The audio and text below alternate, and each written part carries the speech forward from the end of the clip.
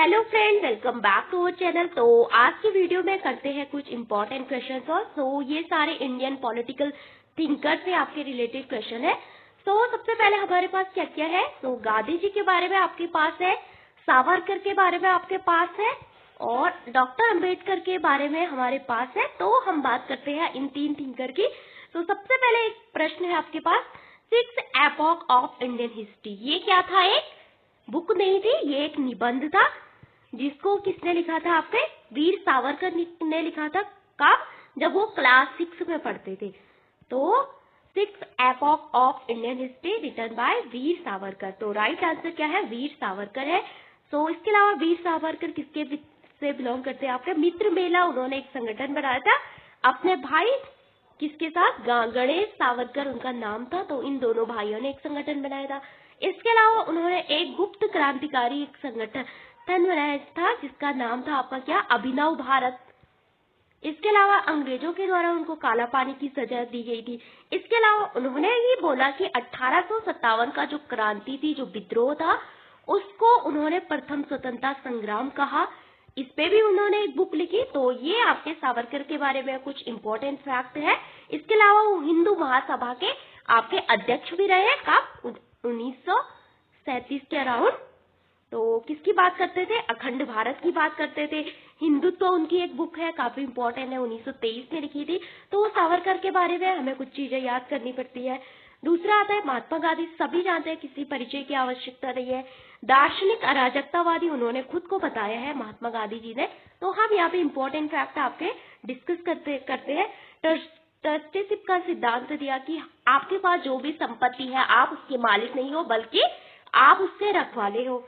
स्वामी विवेकानंद सभी जानते हैं, उन्होंने बुक लिखी आपकी कर्म योग, भक्ति योग, राजयोग। इसके अलावा 1893 में इंडिया को रिप्रेजेंट किया था। कहाँ पे? शिकागो में।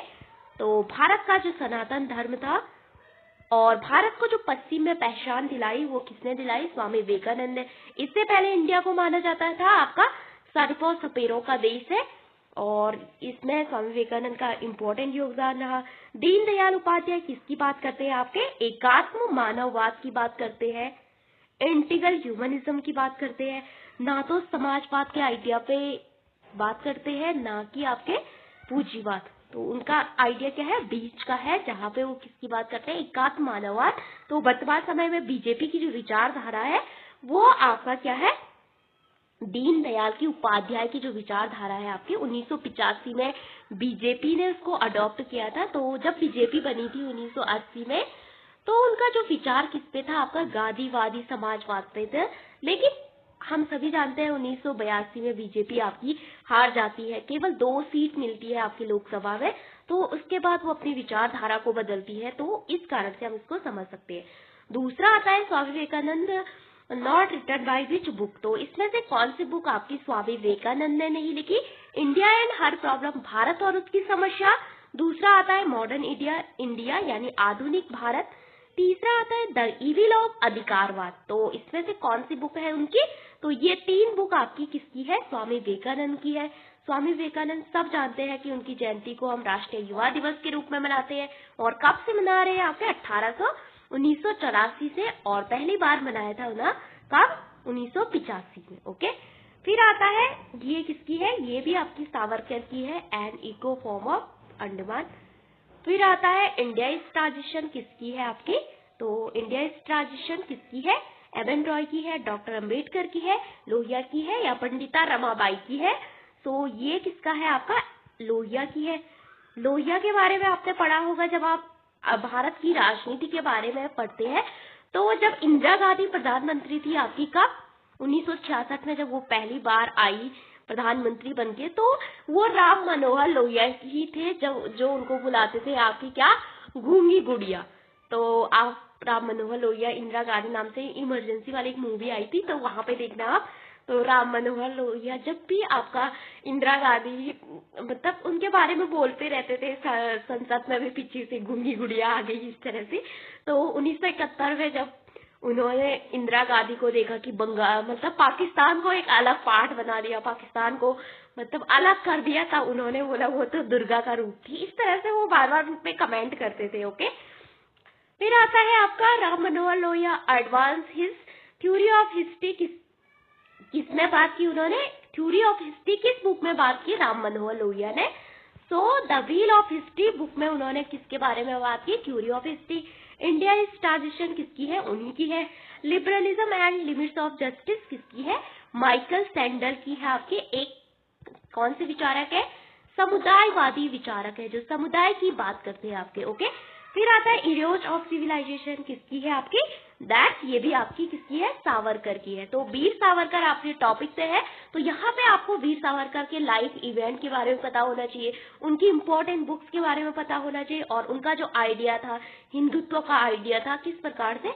इसके अलावा वीर सावरकर आपको पता है कि आजादी के बाद बहुत लंबे समय तक वो जीवित रहे थे। ओके।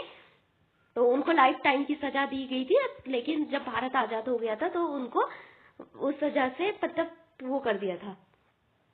फिर आता है an introduction to the principle of moral justice किसकी है? So an introduction to the principle of moral justice, कौन नैतिकता की बात करता है? तो वो है आपके बेंथम। तो बेंथम कौन थे? सो जेएस मिल से काफी रिलेटेड है ये, जेएस मिल के गुरु थे शायद। तो उपयोगितावादी विचारक है। तो यहाँ पे आपको एक चीज देखने को मिलेगी, जेम्स मिल कौन थे? जेएस मिल के पिता थे, और उनके गुरु कौन थे? बेंथम थे। तो वो बात करते हैं किसकी? उपयोगितावाद की बात करते हैं, अधिकतम व्यक्तियों की अधिकतम सुख की बात करते हैं। तो उन्होंने बोला कि सबसे अधिक खुशी क्या है? जहाँ पे अधिकतम व्यक्तियों का अधिकतम सुख हो, इसकी बात करते हैं। ओके। फिर आता है आपका जॉन लॉक, सभी जानते हैं, सामाजिक समझौता आपका विचार दिया था लॉक, रूसो और हॉब्स के साथ मिलके। और रूसो की बुक है सोशल कॉन्ट्रैक्ट का, लिखी 1962 में उन्होंने लिखी थी। तो इसके अलावा जॉन लॉक की बहुत सारी बुक है आपकी, two treatise of government. Okay. On liberty किसकी है? वो है आपकी जेएस मिल की। ओके। फिर आता है liberalism and limits of justice, अभी देखी थी ऊपर, किसकी है? माइकल सैंडल की है। फिर महात्मा गांधी की इंपॉर्टेंट बुक देख लेते हैं एक बार, कौन कौन सी है? हिंदू स्वराज काफी इंपॉर्टेंट है, 1909 में लिखी थी। किसका विरोध करते हैं? आधुनिक सभ्यता का विरोध करते हैं, मशीनीकरण का विरोध करते हैं, और किसका? उद्योगीकरण का विरोध करते हैं। ओके। फिर आता है द प्रिवियस ऑफ राजयोगा, किसने लिखी? अभी बताया था, राजयोग, भक्ति योग, कर्मयोग, ये सभी किसने लिखी?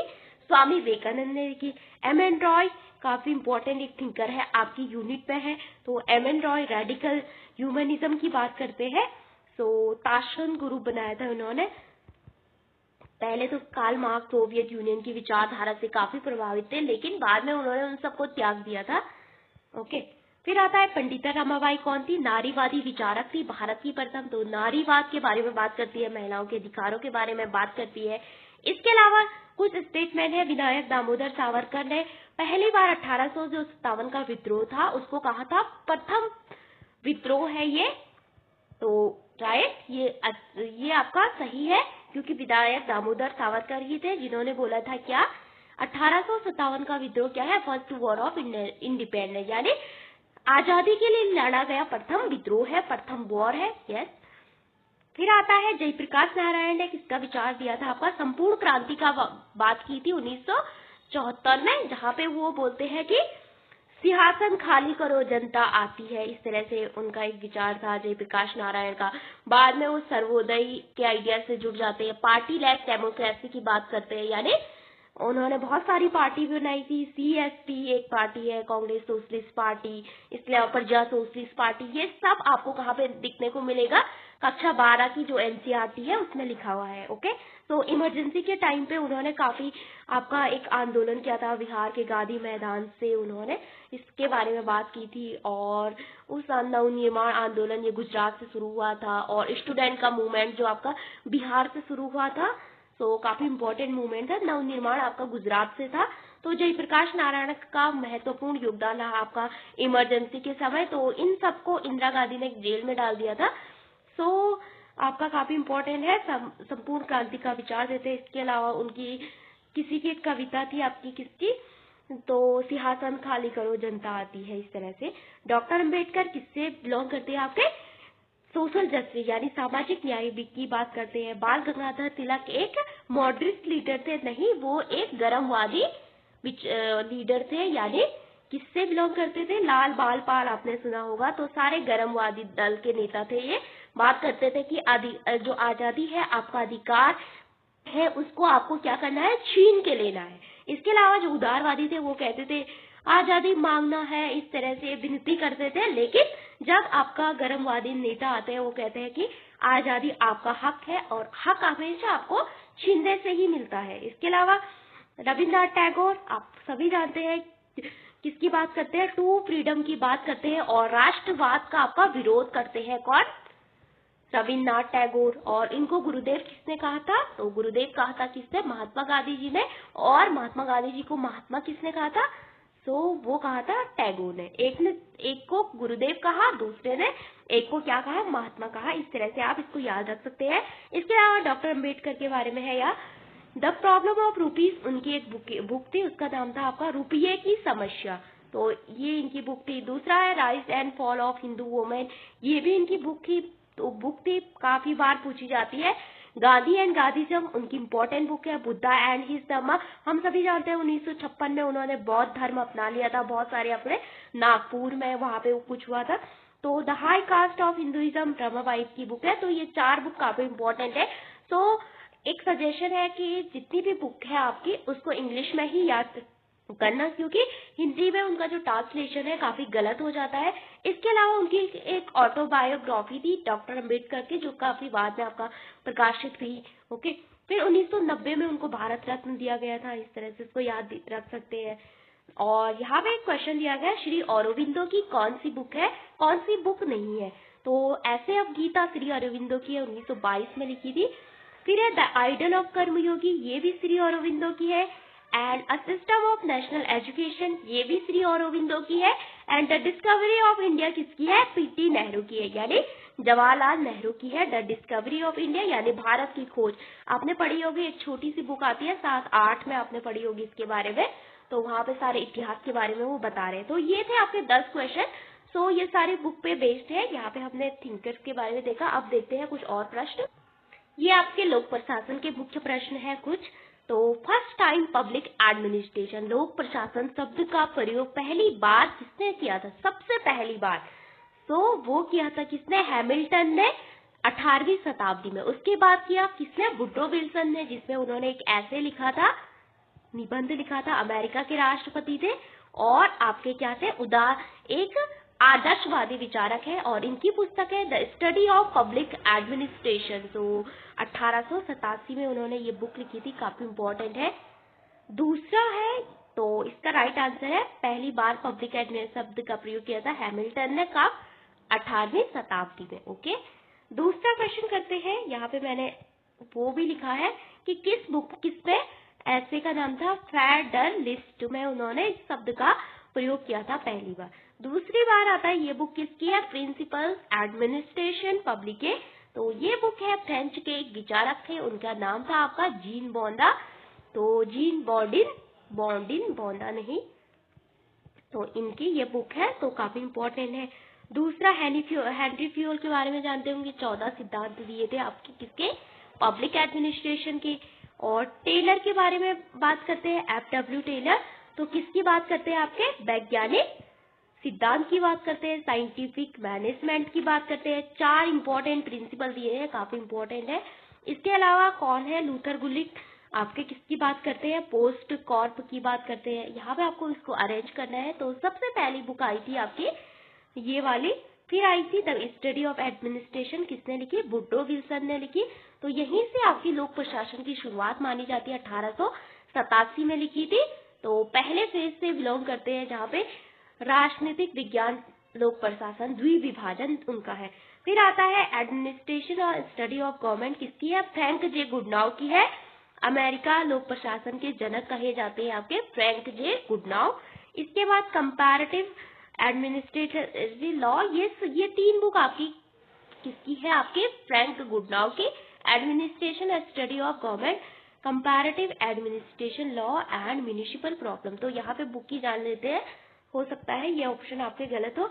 तो यहाँ पे मैंने सबके बारे में लिखा है प्रिंसिपल ऑफ एडमिनिस्ट्रेशन पब्लिक किसकी है? जीन बॉन्डे की है। बॉर्डिन की है आपकी, फ्रेंच से थे। The study of administration Woodrow Wilson की है। कंपैरेटिव एडमिशन लॉ किसकी है? फ्रैंक जे गुडनाउ की है।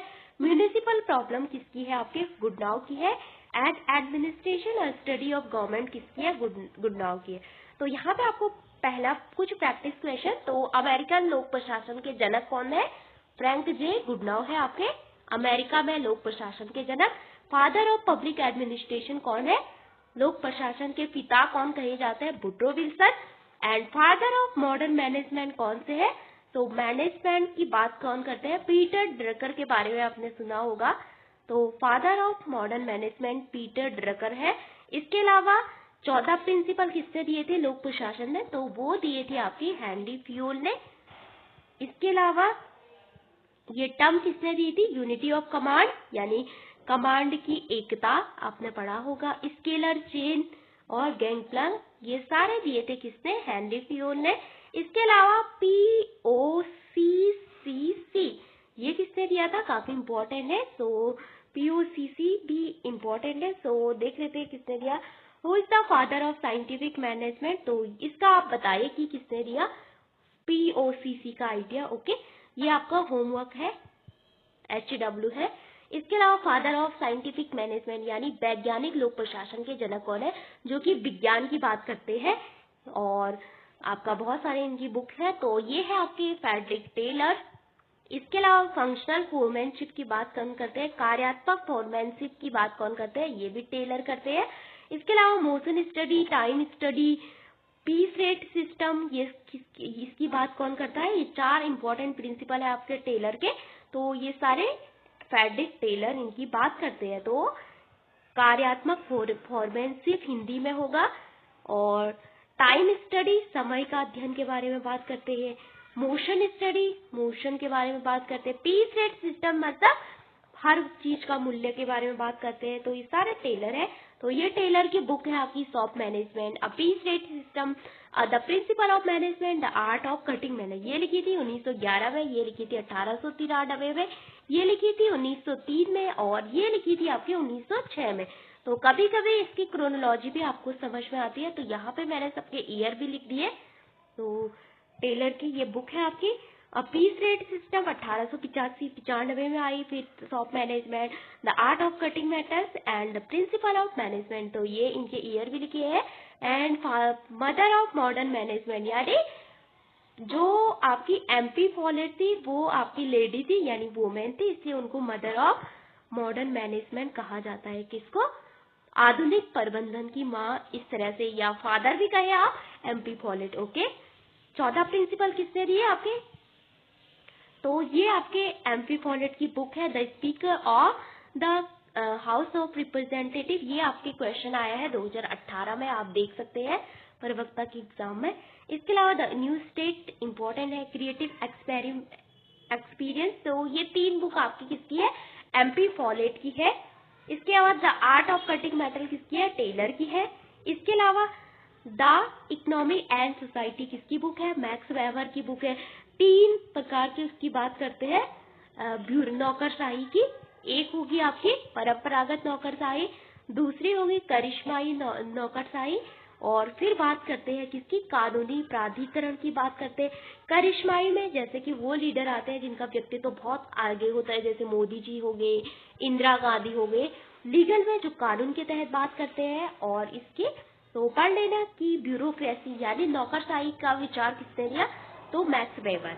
ओके, तो यहाँ पे इसका आंसर है आपका कौन सा? ब्यूरोक्रेसी की बात कौन करते हैं? आपके मैक्स वेबर करते हैं। तो ये आपका आंसर। कार्ल मार्क्स के बारे में आप सभी जानते हैं, लेनिन के भी है आपके पास।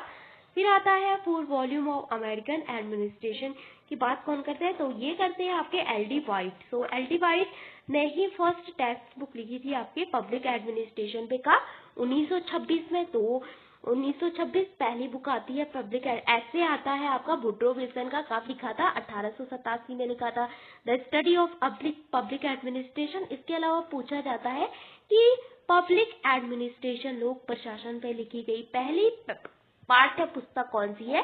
तो वो लिखी थी LD वाइट ने, जिसका नाम था introduction to the public administration. तो ये काफी इंपॉर्टेंट आपके क्वेश्चन थे। तो यहाँ पे मैंने सारे इंग्लिश में दिए हैं, लेकिन मैंने इसका हिंदी आपको बता दिया था। तो यहाँ पे आपको कुछ एमसीक्यू क्वेश्चन दिए गए हैं, देखते हैं।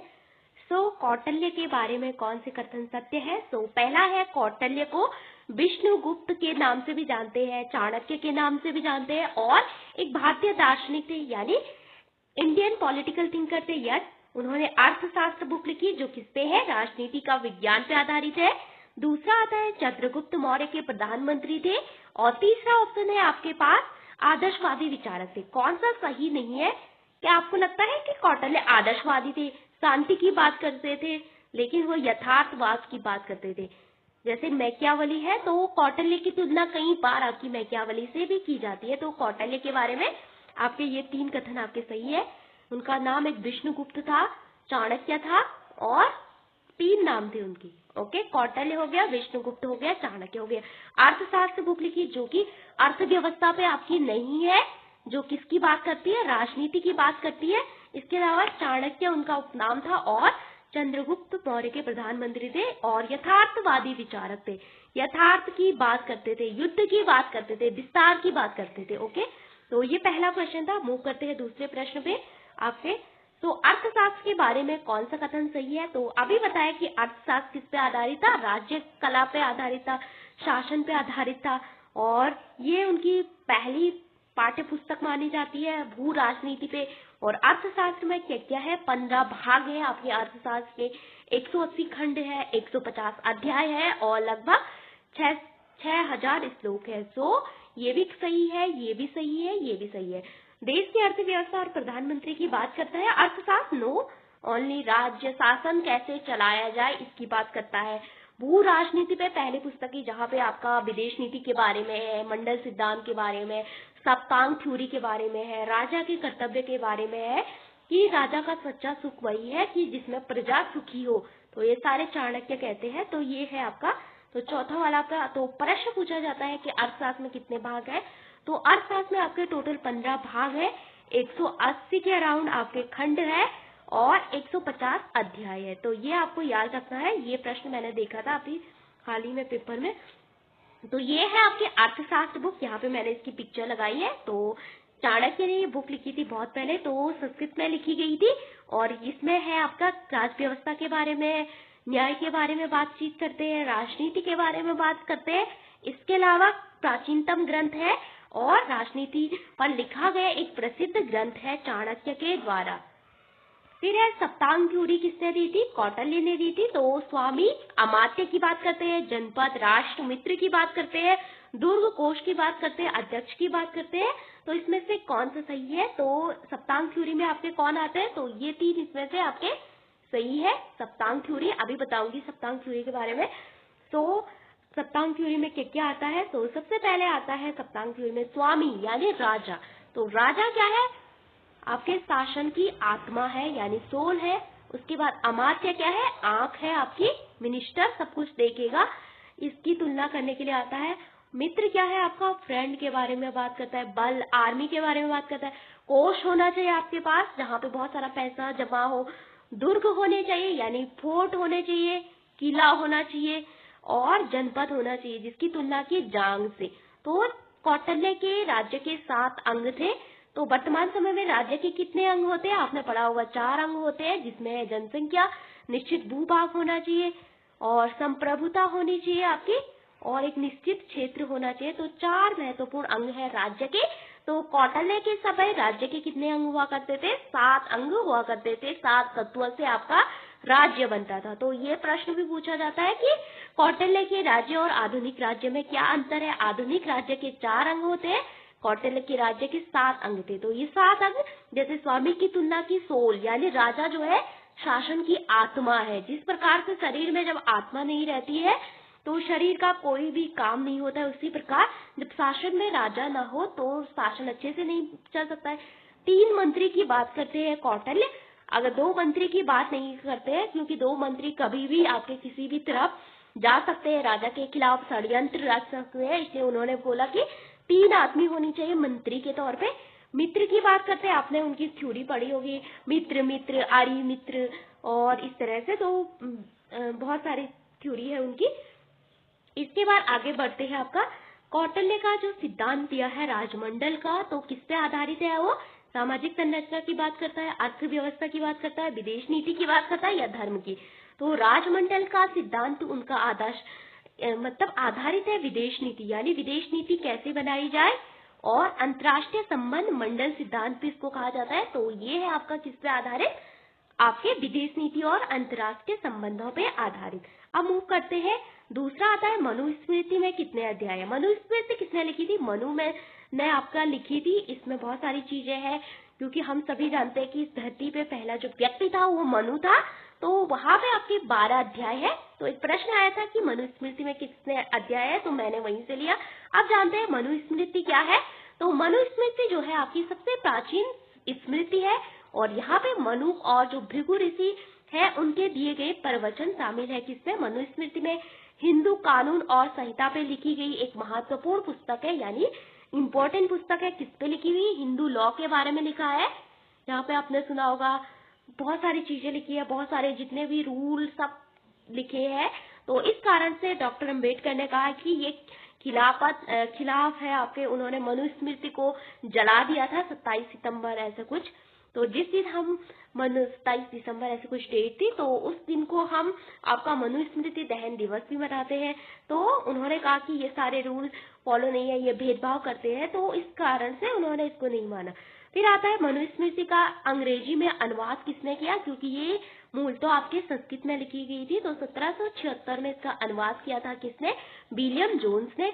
12 अध्याय है और 4 भागों में ये डिवाइड है। तो ये है मनुस्मृति के बारे में। अब जान लेते हैं मनुस्मृति के अकॉर्डिंग जीवन के 4 लक्ष्य क्या है। तो हम बोलते हैं धर्म, अर्थ, काम, मोक्ष। तो ये आपके 4 लक्ष्य है अकॉर्डिंग टू मनुस्मृति जीवन के। इसके बाद बात करते हैं किसकी, तो कौन सा ऐसा विचारक है जो बोलता है कि 2 प्रकार की असमानता होती है। एक प्राकृतिक असमानता यानी नेचुरल अनइक्वालिटी, दूसरी बात करते हैं पारंपरिक यानी कन्वेंशन जो कि बाद में आई। प्राकृतिक का मतलब होता है कि हम अपनी बॉडी के अकॉर्डिंग, हमारा रंग रूप सब प्रकृति ने निर्धारित किया है। लेकिन जो समाज में भेदभाव होता है लिंग, जाति, धर्म के आधार पे, तो ये कौन कहते हैं, तो ये कहते हैं रूसो। सोशल कॉन्ट्रैक्ट रूसो की बुक है। Montesquieu the spirit of law इनकी बुक है। फ्रेंच थिंकर थे आपके, अमेरिका के, उसमें काफी योगदान रहा। फ्रांस की क्रांति में योगदान रहा। हॉब्स की इंपॉर्टेंट बुक है आपकी लेवियाथन, इंपॉर्टेंट बुक है। John Locke 2 treatise of government की बात करते हैं, तो इनकी बुक भी आपको पता होनी चाहिए। तो क्या है प्राकृतिक असमानता, तो प्राकृतिक असमानता सौंदर्य, बुद्धिमत्ता, स्वास्थ्य आदि जैसे गुण हम नियंत्रित नहीं कर सकते, क्योंकि ये प्रकृति ने खुद हमको दिए है। हमारा सौंदर्य जो है, हमारा कलर, रंग, रूप, स्वास्थ्य हम कुछ भी चेंज नहीं कर सकते, ये पहले से है। हमारे जो जितने भी गुण है, लेकिन भेदभावपूर्ण थोड़ा इसको कम किया जाता है। लेकिन समाज के द्वारा जो गुण है, जैसे कि आपके समाज के द्वारा बहुत सारी चीजों पे भेदभाव, लिंग आपका महिला पुरुष के आधार पे भेदभाव होता है, आपके कलर के आधार पे, आपने सुना होगा अफ्रीका में रंग भेद होता था। इसके अलावा जाति के आधार पे भेदभाव होता है, नस्ल के आधार पे, धर्म के आधार पे, ये सारे परंपरागत असमानता में आती है। प्राकृतिक असमानता तो रूसो बताते हैं कि 2 प्रकार की आपकी क्या होती है और समानता होती है समाज में। फिर बात करते हैं आपकी कौन, अगला प्रश्न है हमारा कि समानता के कितने आयाम है। तो ये सारे समानता के आयाम है। प्राकृतिक समानता क्या है, नागरिक समानता क्या है, सामाजिक समानता, आर्थिक समानता, राजनीतिक समानता, जहाँ पे राजनीतिक समानता वोट देना, आर्थिक समानता मतलब कुछ भी कमाना, आजीविका, नागरिक समानता किसी देश का नागरिक होना, सारी सुविधा एंजॉय करना, तो ये सारे इसमें आते हैं। तो समानता भी आपके पास है, तो ये आपका समानता पे। फिर आता है अरस्तु के बारे में कौन सा कथन सही है, तो अरस्तु यूनानी दार्शनिक थे, राजनीति विज्ञान का जनक माना जाता है। तुलनात्मक अध्ययन किया उन्होंने, इस कारण से उनको तुलनात्मक राजनीति का जनक माना जाता है। 158 देशों के संविधान का अध्ययन किया, यहाँ पे 150 हो गया, गलत है ये। फिर आता है प्लेटो के शिष्य थे वो, और सबसे ज्यादा आलोचना भी उन्होंने ही की है प्लेटो की। तो इसमें सारे कथन सही है। यहाँ पे आपका 158 था, गलती से वो टाइप हो गया मेरे से। तो यहाँ पे यूनानी दार्शनिक थे, प्लेटो के शिष्य थे, तुलनात्मक राजनीति का अध्ययन किया, और जिसको आप तुलनात्मक राजनीति में जिसको ट्रेडिशनल अप्रोच भी कहते हैं, जहाँ पे परंपरागत राजनीति, तो पहले जो अध्ययन होता था आपका अरस्तु इन्होंने ही किया था। मॉन्टेस्क्यू ये सब उसमें आते हैं आपके। दूसरा आपका मध्यम मार्ग में कौन विश्वास करता है, यानी मिडिल पाथ में कौन विश्वास करता है। गोल्डन मीन और गोल्डन रूल की बात कौन करता है, तो सुनहरा मार्ग ही सुनहरा नियम है। तो इसकी बात भी आपके एरिस्टोटल करते हैं। ओके, दूसरा आता है आपका प्रश्न, हाँ, तो किसने कहा कि जो अरस्तु थे, प्लेटोवादियों में जितने भी प्लेटोवादी थिंकर हुए उनमें सबसे महान थे अरस्तु, यानी Aristotle is the greatest of the all platonic. जितने भी प्लेटोवादी हुए आपके, उनमें सबसे महान थे अरस्तु। तो ये कहते हैं आपके कौन, प्रोफेसर फोस्टर। ओके, तो यहाँ पे ये इंपॉर्टेंट है, आपका कथन भी हमको याद करना है। फिर है प्लेटो के बारे में कौन से कथन से, ये प्लेटो यूटोपियन थे या कल्पनावादी थे, यस। आदर्शवादी विचारक थे, पूर्णता में विश्वास करते थे, यस। और ये होना चाहिए तो यही होना चाहिए, वो कोई मिडिल पाथ अपनाने की बात नहीं करते थे, पूरा चेंज करने की बात करते थे, चाहे राज्य हो, पूरे न्याय की बात करते थे। इस तरह से कट्टरपंथी चरमवादी थे, रेडिकल थे, यस। पूरा मतलब एक ही झटके में सब कुछ चेंज करने की बात करते हैं। निगमनात्मक दृष्टिकोण, डिडक्टिव जो अप्रोच है वो आपका डायलेक्टिज्म, या डिडक्टिव जो बात करता है डीजीपी, इस तरह से। तो प्लेटो के बारे में सारे कथन आपके सही है। और इसके अलावा जो आपका द्वंद्वात्मक का जो विचार था वो आपका सुकरात ने दिया, लेकिन प्लेटो ने उसको पहली बार यूज किया था। प्लेटो के बाद उसको यूज किया था किसने, हीगल ने। तो ये है आपका कुछ यहाँ पे। तो आप जानते हैं अरस्तु, तो अरस्तु प्रैक्टिकल में व्यवहारिक विज्ञान की बात करते हैं, साइंस की बात करते हैं, इसलिए उनको पॉलिटिकल साइंस का जनक माना जाता है। मॉडर्नाइजेशन में विश्वास करते हैं, मॉडरेशन में विश्वास करते हैं, कंजर्वेटिव है, आपका परंपराओं को मानते हैं, गोल्डन मीन की बात करते हैं। इंडक्टिव अप्रोच, आईपीजी, यानी इंडक्टिव जो कि कहाँ से जाता है, जिसको बोलते हैं आगमनात्मक दृष्टिकोण की बात कौन करता है, तो और से याद रखना अरस्तु। और दूसरा है, अगर हमने आगमनात्मक की बात करते हैं तो ए से एरिस्टोटल, ए से अरस्तु, इस तरह से आगमनात्मक, इस तरह से हम इसको याद रख सकते हैं। दूसरा आता है, ये अरस्तु की बुक है, उनकी पॉलिटिक्स इंपॉर्टेंट बुक है, बहुत सारे भाग है आपके पॉलिटिक्स की, जिसमें उन्होंने बहुत सारी थ्योरी दी, अपनी दास्ता का सिद्धांत दिया, न्याय का विचार, नागरिकता का विचार दिया, कानून का शासन किस किस बुक में दिया। निकोमिनियन एथिक्स, यहाँ पे वो अपने पापा से बहुत प्रभावित थे, उन्होंने ही अपने पापा से साइंस का जितना भी ज्ञान है, क्योंकि उनके पापा चिकित्सक थे, यानी एक चिकित्सक थे उनके पापा, मतलब डॉक्टर वगैरह थे। मेटाफिजिक्स की बात करते हैं, physics, rhetoric, on the soul, Eudemian ethics, ये सारे आपके यहाँ तक अरस्तु की बुक है। और लास्ट वाली मीनो गॉर्जियस सिंपोजियम किसकी है, आपकी प्लेटो की है। तो ये अरस्तु की इंपॉर्टेंट बुक्स है। कौन कौन सी, पॉलिटिक्स हो गई, निकोमिनियन एथिक्स हो गई, मेटाफिजिक्स हो गई, फिजिक्स हो गई, रेटोरिक हो गई, ऑन द सोल हो गई, यूडेमिनियन एथिक्स हो गई। उसके बाद बात करते हैं आपके प्लेटो की इंपॉर्टेंट बुक रिपब्लिक के 10 पार्ट है आपका, बहुत सारी चीजें आपकी रिपब्लिक में है। और शिक्षा पे लिखा गया सर्वश्रेष्ठ ग्रंथ है, किसने बोला, आपका रूसो ने बोला। मीनो बुक है, वर्च्यू के बारे में बात करता है। क्रीटो बुक आत्मा की अमरता के बारे में बात करता है।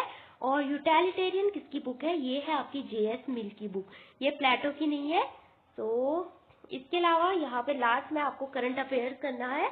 आपको कौन कौन से करंट अफेयर, अभी हाल ही में एक बोर्ड ऑफ पीस चल रहा है डोनाल्ड ट्रंप का, इसको करना है गाजा में शांति स्थापना। आज नेशनल वोटर डे है, 2011 से हम हर 25 जनवरी को आपका नेशनल वोटर डे मनाते हैं, क्योंकि इसी दिन आपकी इलेक्शन कमीशन ऑफ इंडिया की स्थापना हुई थी, कब, 1950 में।